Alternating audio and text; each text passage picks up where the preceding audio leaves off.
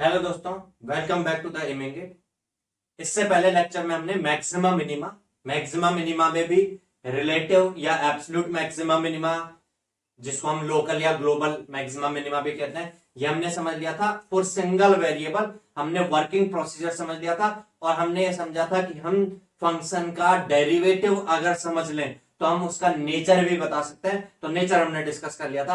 इस लेक्चर में हम पहले नेचर से related, nature of the function से रिलेटेड जो क्वेश्चंस बन करके आते हैं वो डिस्कस करेंगे। तो फर्स्ट क्वेश्चन हमारे सामने है, इलेक्ट्रॉनिक्स एंड कम्युनिकेशन इंजीनियरिंग में गेट 2006 में 2 मार्क्स का क्वेश्चन आया हुआ है। इससे पहले जो हमने टॉपिक्स डिस्कस किए हैं कैलकुलस के, लिमिट्स, कंटिन्यूटी, डिफरेंशिएबिलिटी, उनसे क्वेश्चंस जनरली मैकेनिकल सिविल में ज्यादा क्वेश्चंस आते हैं। और अगर हम इसकी बात करें जो अभी हम डिस्कस कर रहे हैं टॉपिक्स की, तो ये इलेक्ट्रिकल, इलेक्ट्रॉनिक्स, इंस्ट्रूमेंटेशन, सीएससी, इनमें ज्यादा क्वेश्चंस आते हैं। बट ऐसा मैं कह नहीं सकता कि लिमिट से इसी इलेक्ट्रिकल में क्वेश्चन नहीं आते या मैकेनिकल सिविल में नेचर ऑफ द फंक्शन या मैक्सिमम मिनिमा से क्वेश्चन नहीं आते हैं। तो ध्यान रखना है, में पढ़ना सब कुछ है। चलिए, क्वेश्चन हमारे सामने है, 2 मार्क्स का क्वेश्चन है। क्वेश्चन है, as X increased from minus infinite to plus infinite, मतलब सब कुछ ही हो गया। अब एक्स की सारी वैल्यू होगी।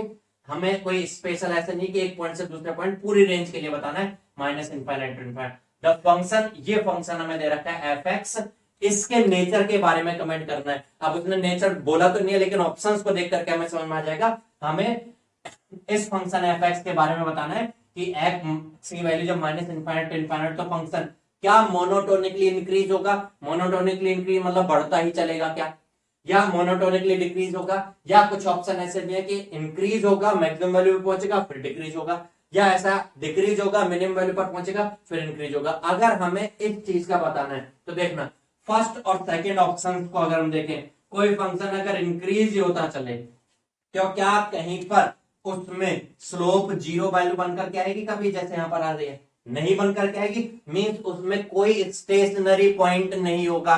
याद आ रहा होगा ना, स्टेशनरी पॉइंट। या फिर कभी कोई फंक्शन ऐसा भी हो सकता है,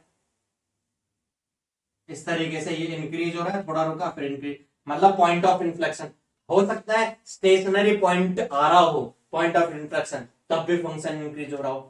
लेकिन अगर स्टेशनरी पॉइंट ही नहीं आए, फिर तो इंक्रीज हो रहा होगा तो, या डिक्रीज हो रहा होगा। तो आपके ऑप्शन ए या ऑप्शन बी में से कोई सा एक बन जाएगा, वो आगे हम समझेंगे कैसे करेंगे। लेकिन अगर कहीं पर स्टेशनरी पॉइंट आया तो या तो इंक्रीज होते होते डिक्रीज होना स्टार्ट हो रहा होगा, या फिर ऐसा हो सकता है डिक्रीज होते होते जहां स्टेशनरी पॉइंट आया वहां इंक्रीज होना स्टार्ट हो गया, या पॉइंट ऑफ इन्फ्लेक्शन वाला केस भी फॉलो कर रहा होगा। ठीक, कर रहा हो सकता है, कर रहा होगा नहीं, कर रहा हो सकता है। तो हमें पहले एक बार यही चेक कर ले जब भी नेचर के बारे में पता करना है कि कहीं कोई स्टेशनरी पॉइंट तो नहीं आ रहा है। चलिए, हम स्टेशनरी पॉइंट है या नहीं है ये कैलकुलेट करने के लिए डिफरेंशिएशन कैलकुलेट करके उसको जीरो के इक्वेट करेंगे। What is the stationary point? Stationary point हमने समझा था, स्टेशनरी पॉइंट वो पॉइंट होता है where F dash X is equal to zero. तो आप इसका डिफरेंशिएशन जीरो के इक्वेट करके सॉल्व करके देख सकते हैं। चलिए, तो आगे बढ़ते हैं। अगर मैं इसका डिफरेंशिएशन करूंगा तो यहां पर ये u बाई वी की फॉर्म में आ रहा है ना, ऊपर भी और नीचे भी x के फंक्शंस हैं। तो आप u बाई वी का डिफरेंशिएशन करोगे तो ऐसा होता है v का स्क्वायर, पहले v का differentiation 1 plus E to power x का डिफरेंशियल 1 का differential 0, E to power x का differential E to power x, साथ में u मल्टीपल में, minus E to power x का differential E to power x, और ये v कॉन्फिशिएंट कांस्टेंट। ठीक है, ये हो जाएगा e टू पावर x का स्क्वायर, और यहां पर भी e टू पावर x का स्क्वायर, दोनों कैंसिल आउट हो जाएंगे। यहां केवल रह जाएगा minus of e to power x divide by 1 plus E to power x का स्क्वायर। ये वैल्यू बन के आ रही है डिफरेंशियल की वैल्यू। अच्छा, अब अगर आप इसको जीरो के इक्वेट करोगे, आपको कैलकुलेट करना है ना स्टेशनरी पॉइंट आ रहा है कि नहीं आ रहा, तो अगर आप इसको जीरो के इक्वेट करोगे तो यहां पर एक इक्वेशन ऐसे बनकर के आ जाएगी, minus of E to power x equal to 1 plus E to power X square.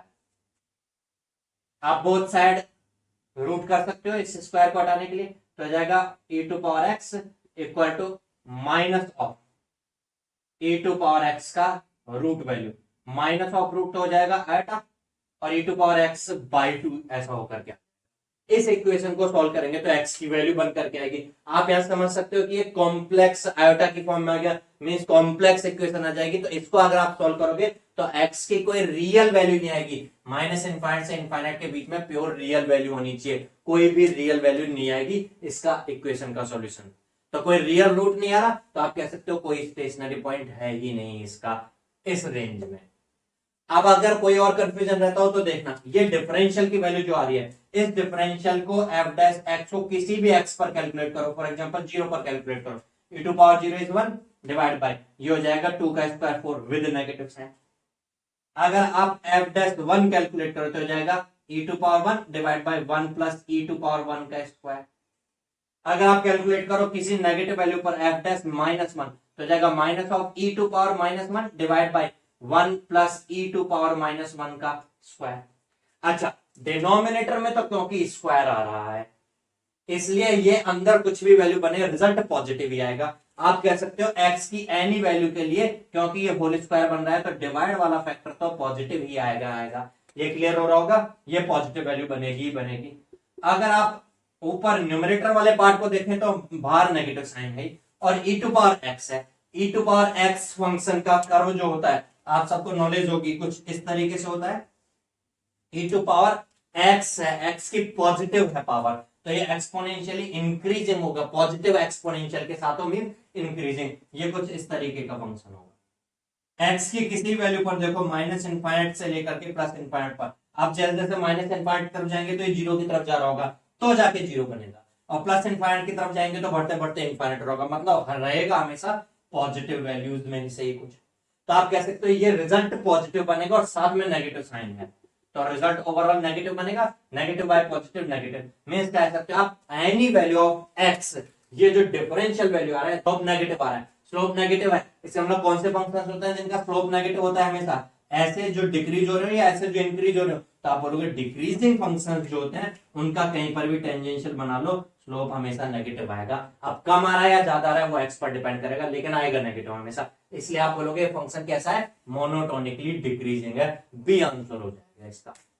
आपको नेचर ऑफ द फंक्शंस का थोड़ा सा प्रैक्टिस हुआ होगा और क्वेश्चन से रिलेटेड प्रैक्टिस करते हैं अभी। नेक्स्ट क्वेश्चन हमारे सामने इलेक्ट्रॉनिक्स एंड कम्युनिकेशन इंजीनियरिंग से ही है और 1 मार्क्स का क्वेश्चन आया हुआ है गेट 2016 में।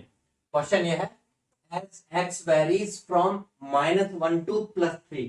अब इस बार जो हमें कमेंट करना है वो x की वैल्यू -1 से लेके +3 तक इसी रेंज में कमेंट करना है, इससे पहले इसके आगे क्या हो रहा होगा उससे मतलब नहीं हमें। Which of the following describes the behavior means nature of this function, इस फंक्शन के नेचर के बारे में हमें कमेंट करना है।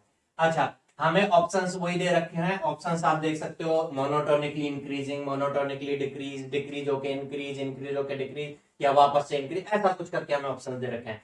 कंक्लूजन वही है, अगर फंक्शन ऐसा हुआ मोनोटोनिकली इंक्रीजिंग, अगर फंक्शन ऐसे हुआ तो इंक्रीज होकर के डिक्रीज, अगर फंक्शन ऐसे हुआ तो डिक्रीज होके इंक्रीज, अगर फंक्शन ऐसे हुआ इंक्रीज होके डिक्रीज देन अगेन इंक्रीज, या ऐसे हुआ डिक्रीज होके इंक्रीज देन अगेन इंक्रीज। मतलब आप कह सकते हो हम स्टेशनरी पॉइंट्स कितने आ रहे हैं या आ भी रहे हैं या नहीं आ रहे बिल्कुल भी, जैसे इस केस में नहीं आएगा, उसके हिसाब से कमेंट कर सकते हैं इन ऑप्शंस में से कौन सा सेटिस्फाई हो रहा होगा। तो चलिए चेक करते हैं क्या सीखा था हमने, how to find the stationary points. हमें फंक्शन का डिफरेंशियल जीरो के इक्वेट करना है, फंक्शन हमें जो दे रखा है दैट इज,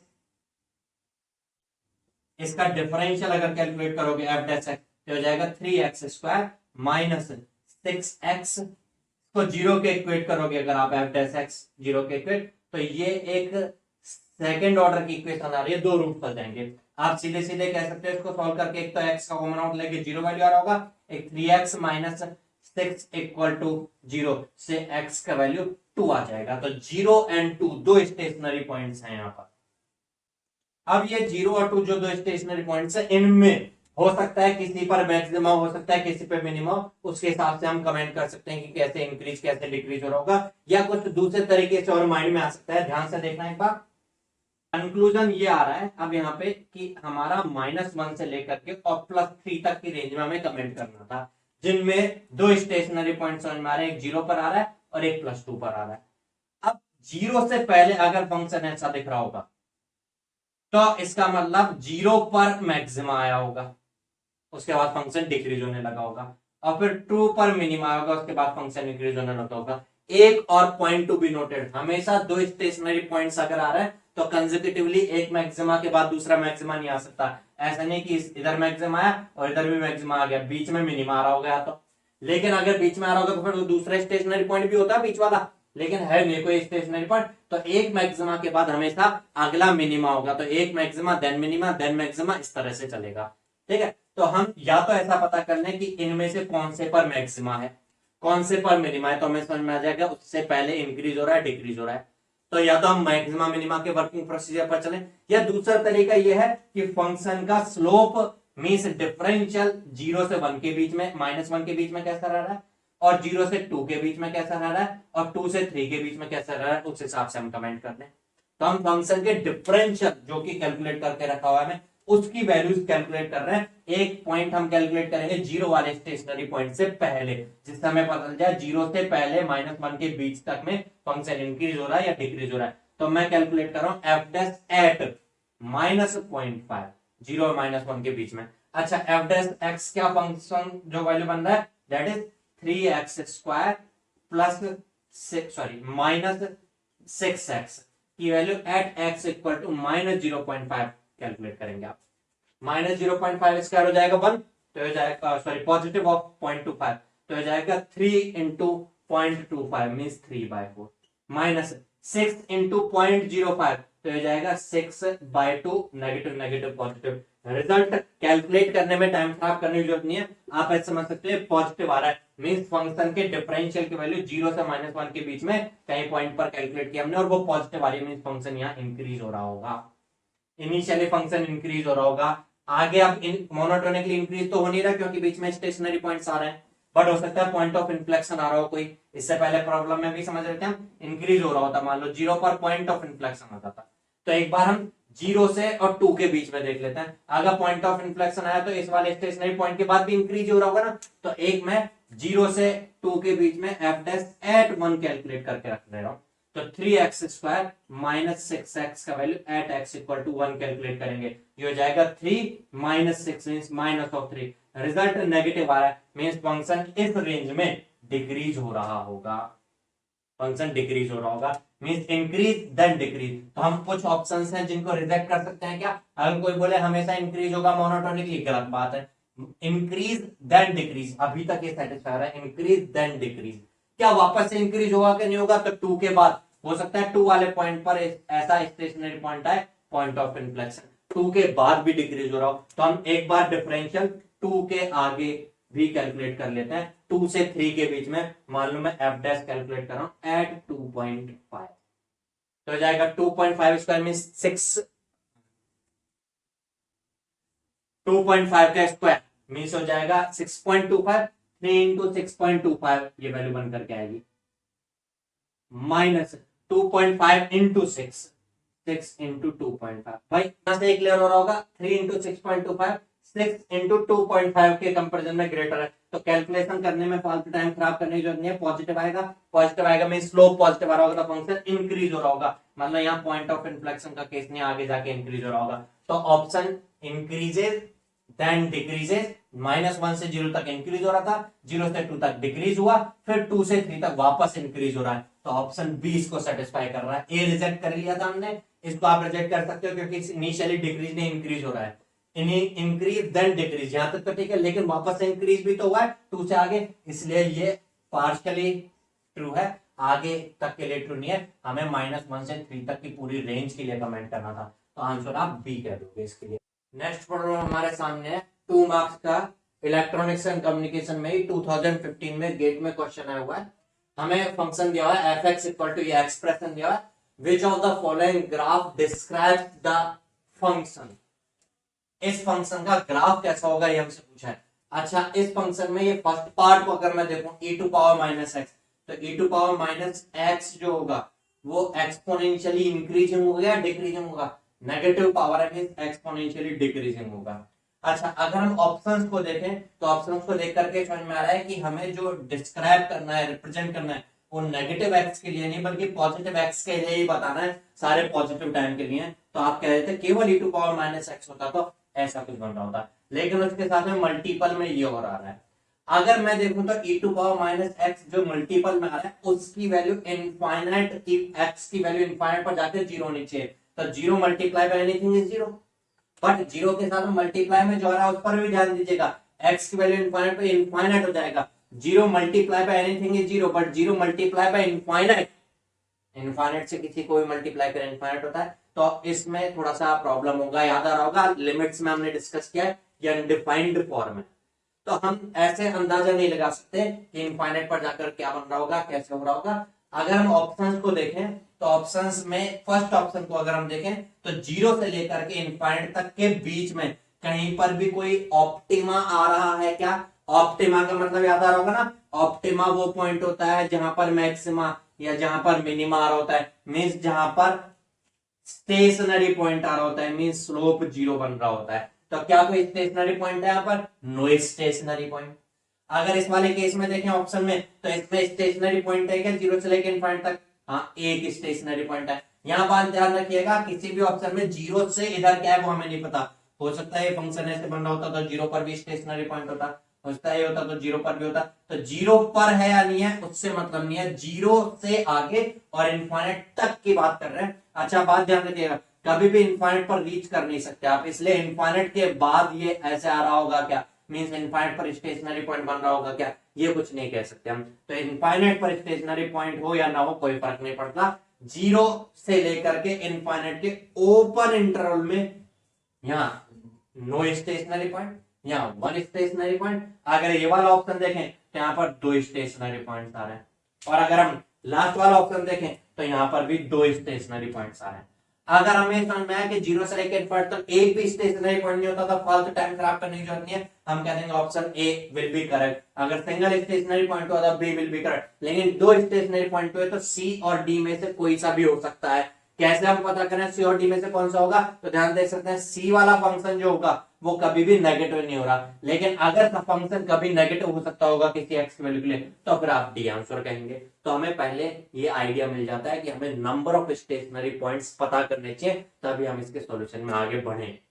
तो स्टेशनरी पॉइंट फाइंड करने के लिए हम स्टेशनरी पॉइंट्स कैसे फाइंड करते थे? हम जहां स्टेशनरी पॉइंट वो होता था जहां पर फंक्शन का डिफरेंशियल जीरो, तो फंक्शन के डिफरेंशियल को जीरो के इक्वेट करके देख लेते हैं।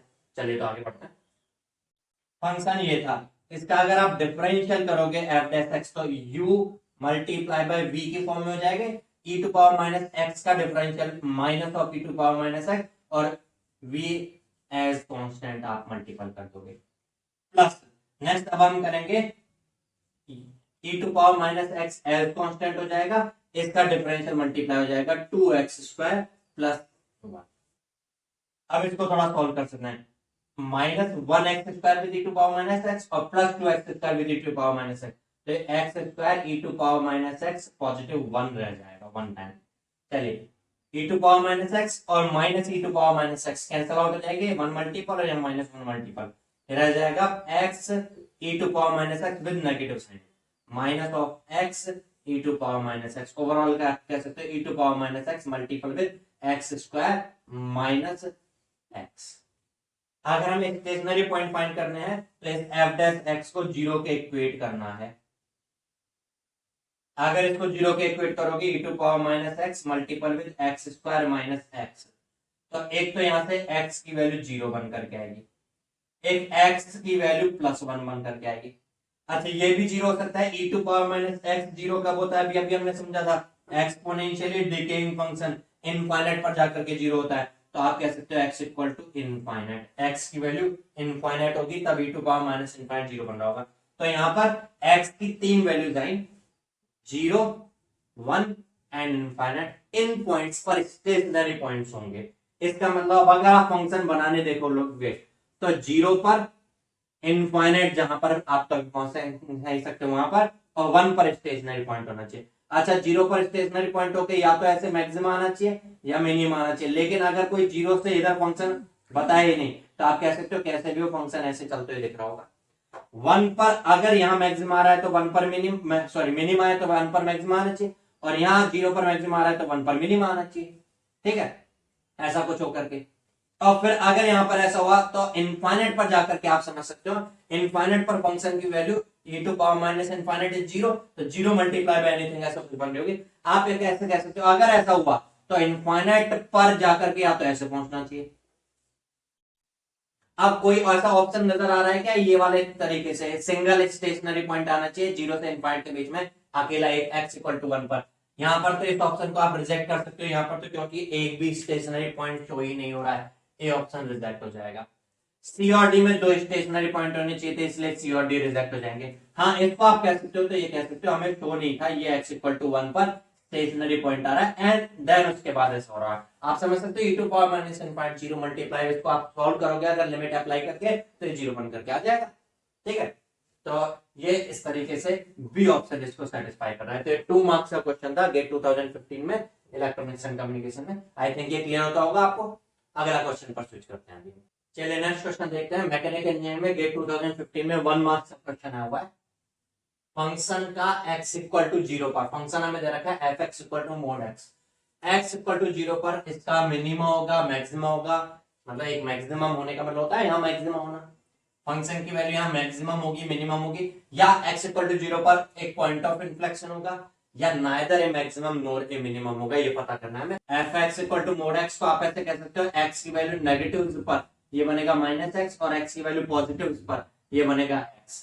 अगर आप x इक्वल टू 0 के लेफ्ट में डिफरेंशियल करें इसका f डैश x करें लेफ्ट में तो आप कहोगे -1 आएगा, और राइट में डिफरेंशियल करें इसका राइट हैंड डेरिवेटिव देखें x इक्वल टू 0 प्लस तो +1 आएगा। क्या ये दोनों सेम है? नहीं है। जब left hand derivative right hand derivative same नहीं होता है तो x इक्वल टू 0 पर ये डिफरेंशिएबल ही नहीं है। अगर x इक्वल टू 0 पर डिफरेंशिएबल ही नहीं है तो तीनों चीजें मैक्सिमम मिनिमम और पॉइंट ऑफ इन्फ्लेक्शन के लिए आपको याद आ रहा होगा उस पॉइंट पर स्टेशनरी पॉइंट होना चाहिए था। स्टेशनरी पॉइंट होना चाहिए था मतलब डिफरेंशियल की वैल्यू 0 यही होती है ना, मतलब डिफरेंशिएशन करना चाहिए हमें, बट यहाँ पर तो डिफरेंशिएशन हो ही नहीं सकता तो हम कैसे कहें कि यहाँ डिफरेंशिएशन 0 होगा।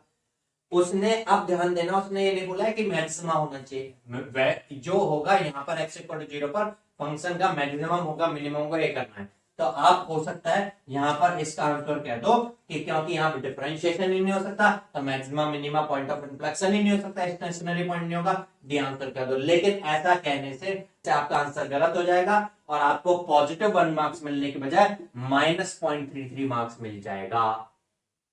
ध्यान से समझना, ये मोड ऑफ एक्स फंक्शन जो होता है कंफ्यूजन इस वाले क्वेश्चन में काफी लोगों को हुआ था एग्जाम के टाइम पर। जो मोड ऑफ एक्स फंक्शन होता है वो कुछ ऐसे होता है ना,